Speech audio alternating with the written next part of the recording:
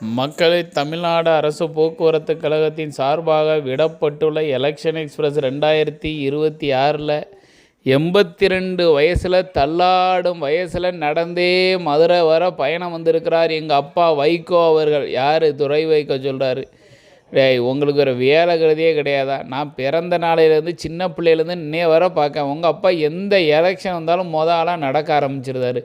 நடந்து ஒரு கட்சியோட கூட்டணி வச்சுருந்தார். இப்போ என்னென்னா அவருக்கு ஒரு பேரே ஃபார்ம் ஆகிட்டு, மதிமுக கட்சி எங்கெல்லாம் போதோ அந்த கட்சி நாசமாக போயிடும், அந்த வருஷம் ஜெயிக்காதுன்னு சொல்லுவாங்க. போன வருஷம் அண்ணன் KN நேரு கிருபையால் துரை வைகோ ஐயப்போம்னு ஜெயிச்சிட்டார். கதறி அழுதுட்டார்லாம் மேடையில். என்னை பேசவே விட மாட்டேங்காங்கன்னு துரை வைகோ அழுதுட்டார் சின்ன பிள்ளைத்தனமாக. அதுக்கப்புறம் ஸ்டாலின் அவர்கள் கூப்பிட்டு KN நேருவை கூப்பிட்டு ஐயப்போவும் ஜெயிக்க வைங்க, வைகோக்காக ஜெயிக்க வைங்கன்னு சொல்ல போய் ஒழுங்காக ஜெயிச்சு கொடுத்தாங்க. இதெல்லாம் விட்டுட்டு கேடுகட்ட ஊடகங்களே, மானங்கட்ட ஊடகங்களே, அறிவிகட்ட ஊடகங்களே, எங்கள் அப்பா 82 வயசில் நடக்கார, உங்களுக்குலாம் கொஞ்சம் கூட அக்கறை இல்லையாங்கிறீங்க.